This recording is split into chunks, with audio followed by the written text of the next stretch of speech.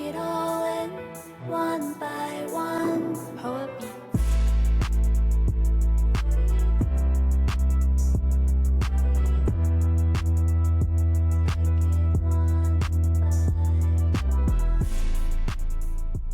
All right. Greetings, beloved. Hey, listen, Rev here. I am on the People's Power podcast. I'm normally joined by my co-host, Lindsay Harper. She's traveling for work this week. And so I'm holding it down by myself. But I'm not by myself because I've got none other than the great Daniel Blackman, who is here with us. Daniel has done some extremely impactful work in Georgia and beyond. And I'm interested in getting into his story. But prior to getting into his story, let me introduce Brother Blackman, who I call Brother Blackman because he's a dear brother of mine. How we doing today, Brother Daniel? And can you just introduce yourself to the people? Man, I don't know what to do with myself right now, man. I mean, I get to be on a call with my brother. I get to, really introduce myself or reintroduce myself to your audience. And I first want to tell you, it's such an honor because I think what we take for granted is the ability of dialogue. In this time in our country, we're seeing so much lines drawn in the sand, so many protests, so much in our democracy that is moving us away from what truly makes us great, which is the ability to have a conversation that goes all the way back to our heritage with storytelling and throughout the diaspora, man, especially in Africa with our griots and our storytellers. And to be here today to share my story and to answer questions and just have a conversation with a phenomenal brother. And shout out to Lindsay, because she's my sister, man. I know Miss Harper for a long time, and I know if she's not here, she's doing something great. But to those that don't know, Daniel Blackman, I got my work started in the early 2000s with the King family, with Congressman John Lewis, Reverend C.T. Vivian, Reverend Joseph Lowry, Dr. Durley, Zanona Clayton. These are all folks that took me under their wing.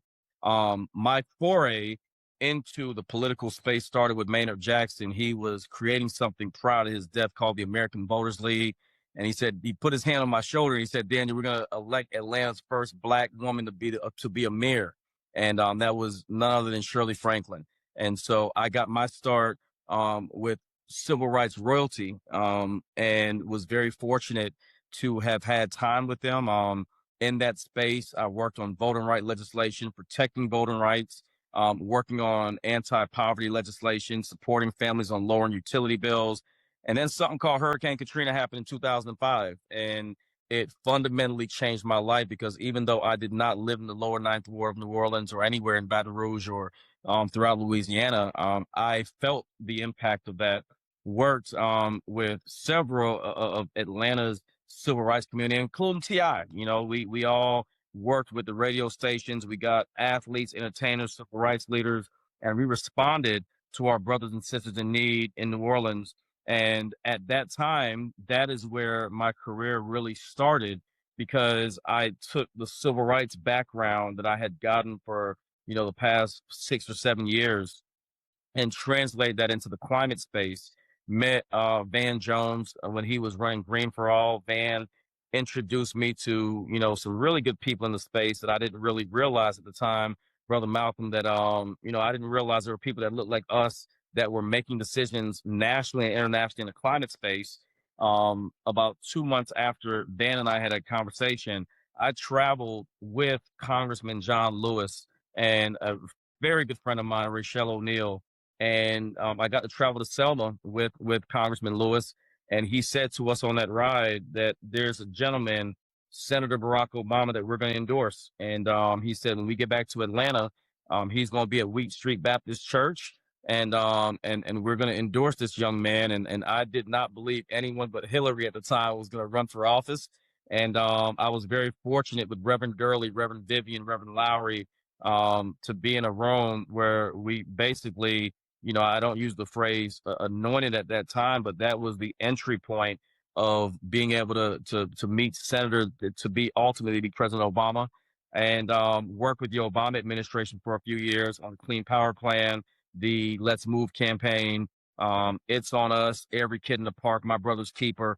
I was very blessed to be on the front line of the Obama presidency. That translated into a very close relationship with former President Biden, that ultimately led to me being appointed to serve as the first Black man to lead as a regional administrator in US EPA Region 4, which is the southeastern United States. So my journey is maybe at its midpoint, but there's so much more that I have to offer to our community, to our country, and to the diaspora. Shout out to Barbados, man. My family heritage is Barbados. My grandfather was a diplomat. My cousin was a prime minister. So I do have political roots in the diaspora, man. So thank you. That listen, that's awesome and an awesome history. Um, you and I connect at Dr. Durley. That's right. I often tell people, Daniel, the key phrase or the key talk that I heard from Dr. Durley that changed my whole projection as far as ministry is concerned, and versus where I was at the time versus where I am now. He said this. He said, "How can I preach to them in my pulpit, shout them in my pews, but they can't breathe in public?" That's right. And And I that have a that similar one, Dr. Durley said, how can we march if we can't breathe? yeah. I mean, it's that practical, but it makes a whole lot of sense to me.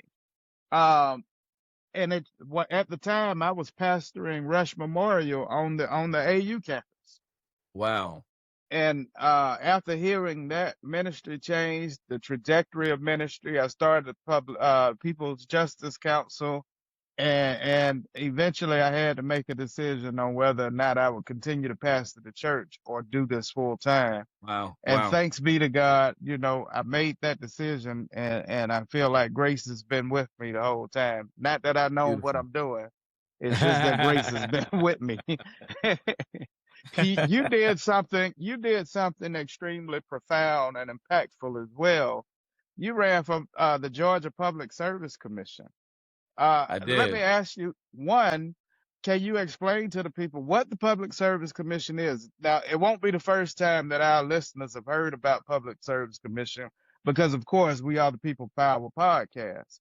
But can you explain to them how you see the Public Service Commission and how important it was or why it was so important for you to actually run for office and get involved in that way?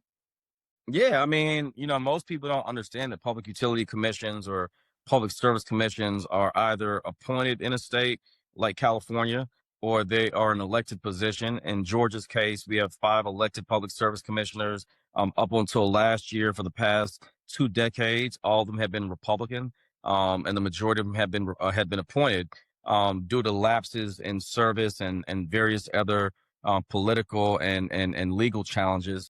But I'll say this, y'all, when I think of the federal government, many people don't even realize I was Bernie Sanders' political director as well in the state of Georgia. And when you look at working families, right, when you look at how folks are struggling to either keep their lights on or put food on the table, struggling to pay their medication or to, keep their lights on, senior citizens on a fixed income, when their utility bills go up, their income doesn't change. And what was profound the first time I ran a serious race for the Public Service Commission, we got more votes in the state of Georgia than any other Democrat statewide in the history of a constitutional office. We got right north of 2.4 million votes. And when I think about the importance of this race, that was the first time definitively we understood the power of this race, which is to regulate our utilities. Energy burden in the United States is immense. Affordability, the ability for folks in communities, especially communities of color, that are struggling with high asthma rates, coal ash contamination in water. These are all areas that are overwhelmingly impacted by decisions made in Georgia's case by 5 members of the Public Service Commission. From a morality standpoint, Dr. King and Bobby Kennedy died 61 days apart, both fighting for the same thing. Dr. King in Memphis fighting for the Poor People's Campaign for the sanitation workers, Bobby Kennedy in Appalachia fighting for poor coal miners. And we have forgotten our way in this country as it relates to working families' ability to keep their lights on. families in rural parts of our country that if they don't pay their light bill, they can't pay their rent, they get evicted. So we need to understand governors are important, mayors are important, presidents are important, but locally, our ability to keep our lights on when it's dark, right? Our ability to be able to have our air conditioning running when summers are hot and our heaters running when winters are cold. In cities like Chicago, over the last decade, we've seen increased amount of seniors dying because of extreme heat events. And these are decisions made by public service commissioners that determine your utility rates and, quite frankly, a lot of your energy burden overall. When we look at the Public Service Commission, I often say this is one of the best kept secrets for us when it comes down to our economic upward mobility, because this is how your bills are decided as far as your utility bills are concerned. Mm-hmm. Now, this last time you ran for Public Service Commission, one, how many times have you run? But then, can you explain the last experience? Because I mean, I was gun ho and ready to vote for you. I had other folks that I'm saying vote for Brother Blackman, vote for Brother Blackman, and then next thing you know, boom, it all kind of went away.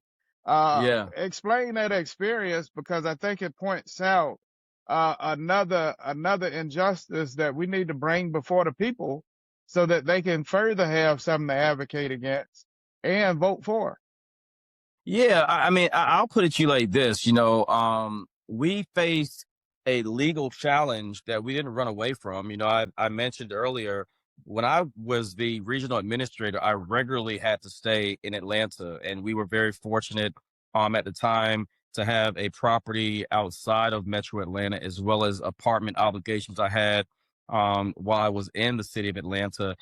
Look, I never planned for running for the Public Service Commission or having any kind of residency challenge or issue.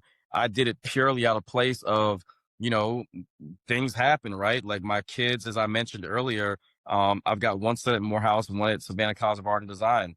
We were transitioning back into Atlanta. We weren't even thinking about the Public Service Commission because it actually wasn't supposed to be on the ballot for 2026. Well, the legal challenge that happened in 2022 allowed the Secretary of State to put the Public Service Commission race on the ballot in February of 2025.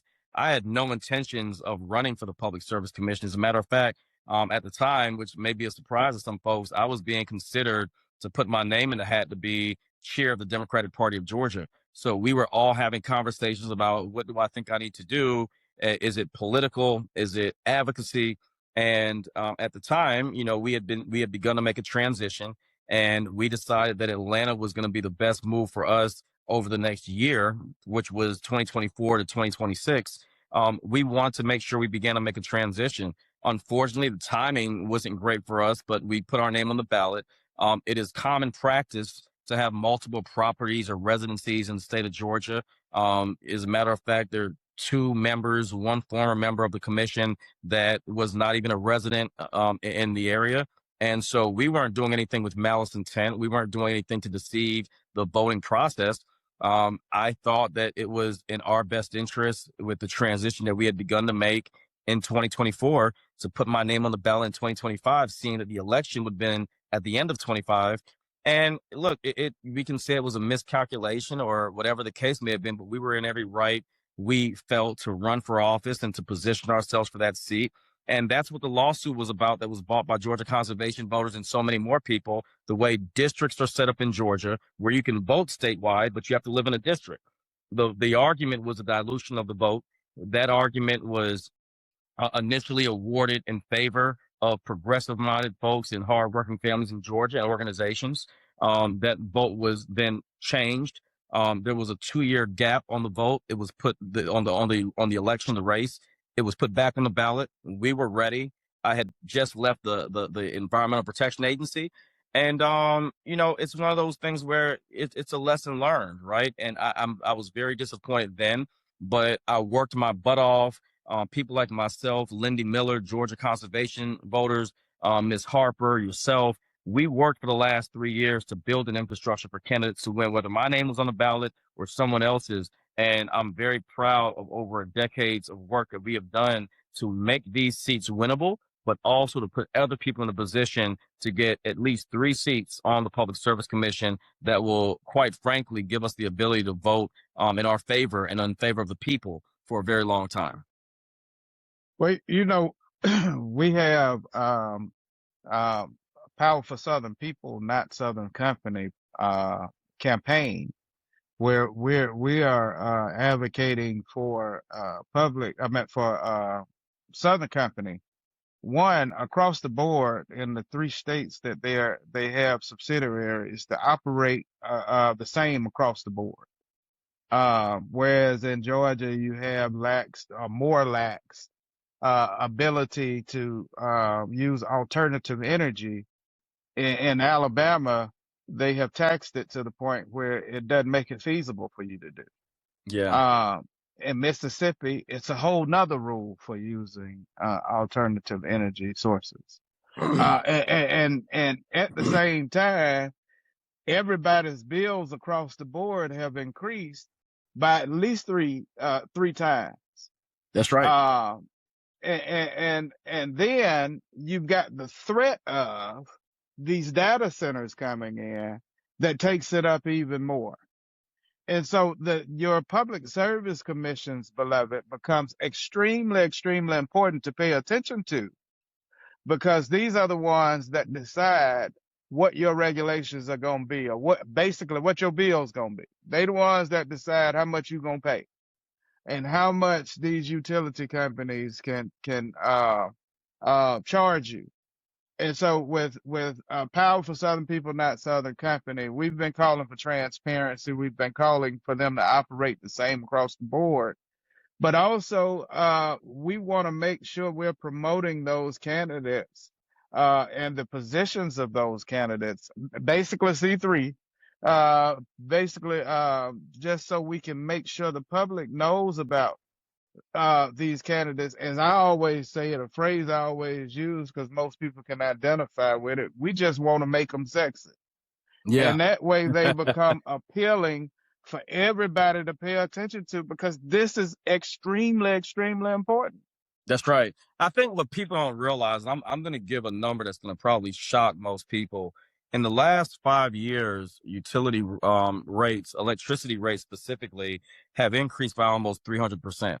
And when you look at that amount of money in Georgia alone, 10% of our income goes to our utility bills. I mean, when you look at what 10%, that means if you're making $50,000 a year, you're paying $5,000 in utility costs. You're making $100,000, you're paying $10,000. When you have 10% of a person's bill paycheck that can go towards utilities, that's gas money. That's money for eggs. That's money to put away for your kids to go to college so they don't incur debt. That's money you can spend for a senior citizen on a fixed income.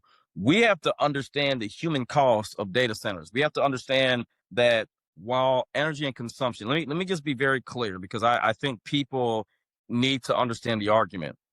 We're not saying there's not a need for data centers. I get it, right? Like we're cloud computing, we're storing data. Some folks got 10,000, 20,000, 50,000 messages in the cloud, right? Our kids are on Snapchat, Instagram, Facebook, X.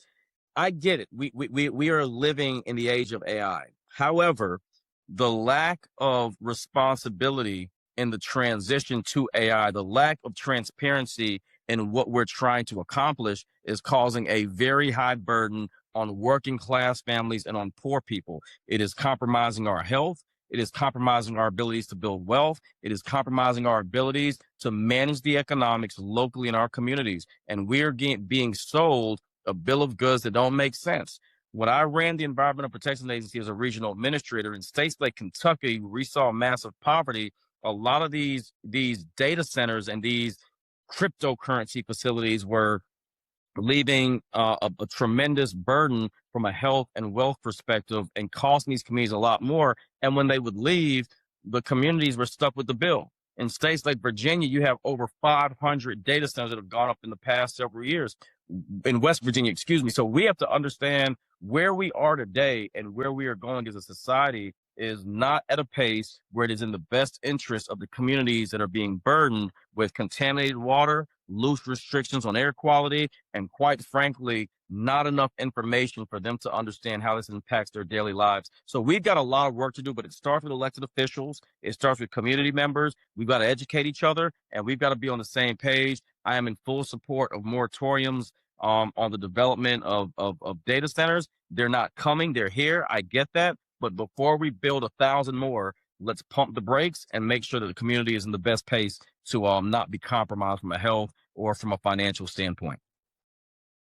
Just for the audience, 6% of if you are paying 6% of your household income to your utility, to your energy, you already at high energy burden.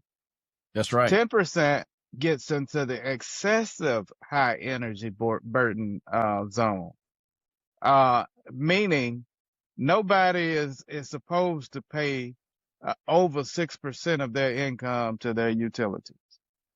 Yet you're paying 10%, and it's scheduled to grow according to science because of data centers. So I need y'all to hear this clearly. Your wealth is being lost, not just your economic wealth or your financial wealth, your resource wealth as well, your natural resources. Again, nobody has been able to invent water. I ain't found it yet. And if we have to compete with data centers for our drinking water, we will lose. We will lose immensely. Yes, where it is that you drink between 6 to 8 cups of water per day. The average hyperscale data center uses an Olympic size pool of drinking water per day. And here's what people aren't taking into consideration, Brother Malcolm. We're not even talking about nuclear plant Vogtle in Georgia. It takes up to 8 million gallons of water.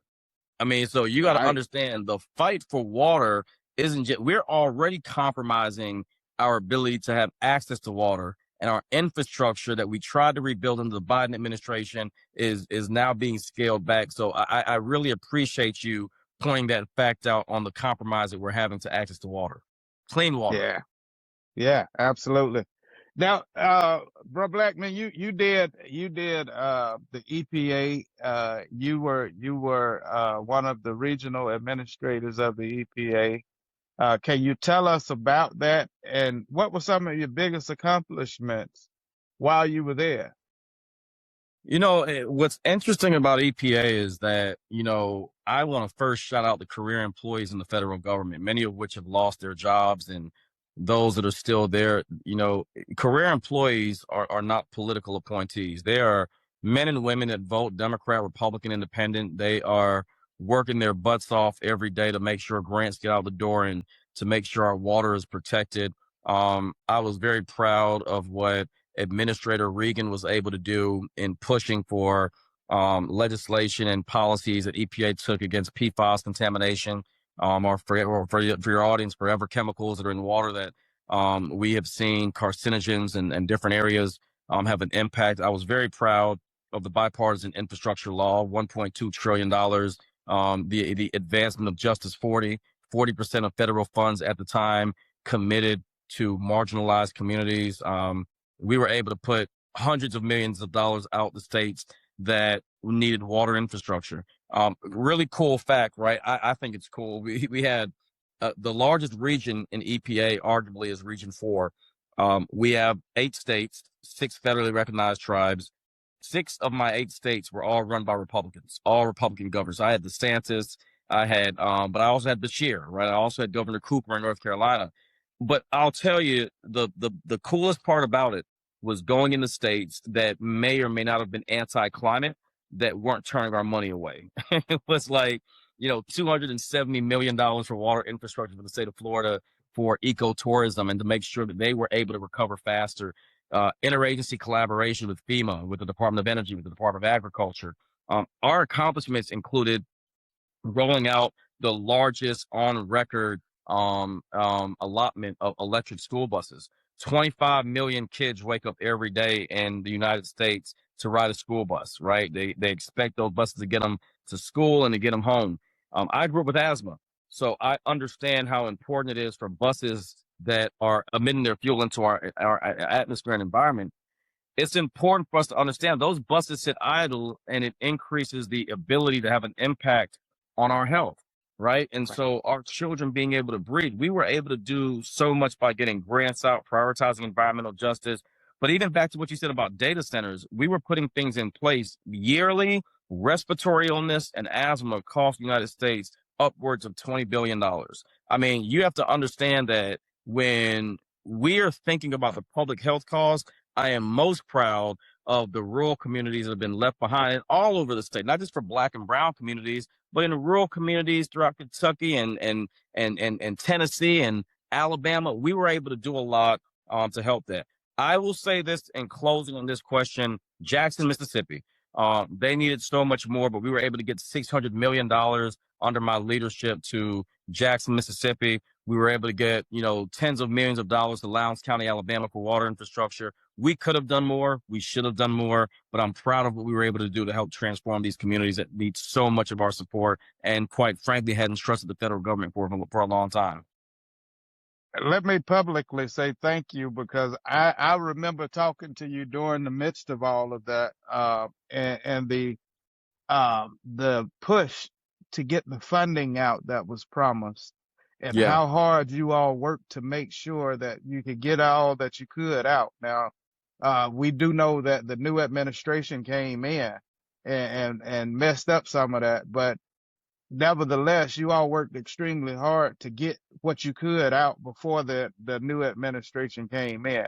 that's right. So let me say thank you for that. But juxtaposed from then and that administration, as well as your history to where we are now, how would you advise us who are advocates, us who are in scientists, who are environmentalists, environmental justice advocates? How would you advise us to move in this moment, knowing your history juxtaposed to where we are today? I think one of the most valuable lessons that I learned so I was closest of all the civil rights leaders that I have been privileged to know and to serve under. Reverend C.T. Vivian and Reverend Gerald Durley were more than mentors. I lost my father very young. My father was 54 years old when he passed away. And Reverend Durley and Reverend Vivian, there was never a moment that they did not teach me about this work. But it was Reverend Joseph Lowry that said to me one day, he said, "You're too quiet." He looked at me and he said, "You've been up under us this long. We don't need you in the background marching. We don't need you in the meetings quiet. We need you to be more intentional." My work ended with EPA as the first ever senior advisor to STEM and diversity within the agency. My job was to rebuild the federal workforce, because less than 1% of our federal workforce was of color. I'm sorry, less than 1% of our executive leadership within that. So appointees, directors, administrators. EPA, when I left, it was 16,500 employees. Less than 7% were under 35. My job and my role was to help rebuild that. When you mentioned scientists, or my son, who's a mechanical engineer at Morehouse College, we need to do two things. Number one, we need to reposition and realign our young people for the jobs of the future. We keep hearing about the threats of AI taking away jobs. We need to start activating our HBCUs, our tribal institutions, and our minority serving institutions to prepare these young men and women for STEM related jobs. AI is here. There are a lot of things that autonomous driving and automation is going to do that is going to take a large swath of our jobs. However, when you look at the engineers, the chemists, the biologists that are graduating, their jobs right now within federal agencies, and I will say this on the record, I believe that we will get past the current storm of the current administration that we're in. And we have one of two options. We can either find ourselves in a state of paralysis, not knowing what to do, or we can be prepared to rebuild the institutions that have been dismantled. We need to be prepared to rebuild institutions. And the second part of that is we need, from a grassroots standpoint, to not retreat the Signal and the WhatsApp and the different hidden platforms. I understand the importance of men and women in this country that are scared. I mean, we've seen the onset of ICE. We've seen this administration politicize its enemies. We need to be on the front line. There was no social media post for Dr. King to hide behind. There was no rock that Reverend Jackson or Ambassador Young could have. They had to be out front. We got to get back to a frontline strategy that says utility bills are too high, affordability is almost non-existent, working families don't have a voice when they're on their third job, and this community needs people to stand up for environmental justice and to push back against this hostile takeover of what we have spent the last 20, 30 years in building, which is a pathway to rebuild our communities with renewable energy and with public health standards that are embedded in policies that don't utilize and weaponize environmental justice against communities that are suffering the most. That's amazing. I feel led to do this. This is not in the script, but speaking on this current administration and looking at the rollback of the endangerment finding, looking at what you just said, how would you articulate your advocacy for the endangerment findings? And how do we move forward knowing that there's this assault on our community? You know, one of the biggest disappointments I have in this rollback into the rescind these spaces is we got to start off with the basic, which is education. You say endangerment finding to most people, they're not going to know what the heck you're talking about. We have to simplify this message and get back to supporting citizen scientists. We got to get back to the Ms. Johnsons and the Dr. Allens and these people that are in our institutions, the Clark. We got to rethink our HBCUs. Their doors are closing. Their doors are closing. We have to train our communities on how to give public comment. We've got to train these influencers on how to write op-eds and blogs to help make this more palatable. We've got to make sure that the NAACP, the Urban League, the Hispanic Chamber of Commerce, and all these different organizations understand what coalition means. I think the biggest weapon that has been used in this country from the government in many cases has been the dismantling of the ability for coalitions to be built in our country. We need to be able to get back to rooms where I know that your organization is raising money. I know that your organization's membership is dropping. I know that this organization over here, you know, you guys are struggling to be relevant. We need the coalition to come back together. What Reverend Jackson mentioned is the Rainbow Coalition. What Dr. King and the SCLC did, what we saw the Obama coalition do. We need this needs to be a reset moment where we can address what's going on within that. Most people don't realize that through the endangerment, the rescinding of many of these areas with, you know, vehicle emissions, right? In cities like Atlanta, where we're growing, if you look at the World Cup coming in traffic and, you know, the health and compromising health, the compromise of it, I mean, the consequences of it, if we're not looking at the long-term effect of rolling back these policies, we're going to be in a really, really, really irreversible position. So I would say two things that we can do immediately on the education side. We need to get our grass tops, our executive directors of organizations, our leaders, and our elected officials that are concerned about public health and the environment. We need to start having more intentionality around that. I watched the NAACP Image Awards the other night and was very concerned to a point that was made by Dr. Marshall Shepard, who's a good friend, that we are highlighting the prominence of, you know, high-level positions, but not STEM-related and scientists. We have to educate people and bring those rooms together to have a unified message. And then lastly, we need to work to ensure that the next administration, if we work hard enough and we get the right person to potentially be a nominee, we need to make sure that anyone that says they want our votes, are committed to restoring that which is being dismantled currently. And we need to know what their plan is, not for the next 4 years, but for the next decade. What safeguards do you put in place? What legal measures are on the table? And what are we doing right now, today, in this moment, to ensure that this is a part of the next president of the United States' agenda to not only appoint the right cabinet members, but to put things in place that prioritize science and not industry? Man, listen, you got me ready to run around. I ain't gonna lie. You hitting right on where I am with it, bro Daniel. Um, Listen, we got to get ready to get out of here, y'all. We can go on and on and on because I enjoy picking his brain. Um, what's next for you, Doc? What you got going on next? That's what What can we get you in gonna put touch? me on the spot in front of all these people to tell you what I'm doing next. I can't. I'm just trying to figure it out. You already said you had plenty of time and grown folks, so I'm Oh just my trying to figure God. out what good trouble you about to get into. I'll say this. I have given a lot of thought, man. This year I was asked, to be fully transparent. There are 3 or 4 seats that I've been asked or tried to be recruited to run for. My desire right now is to embody the spirit of Malcolm and of Martin, of Nelson Mandela and Desmond Tutu and Ambassador Young and Congressman Lewis. Um, I think what our world needs right now, what our communities need right now, is advocacy more than candidacy.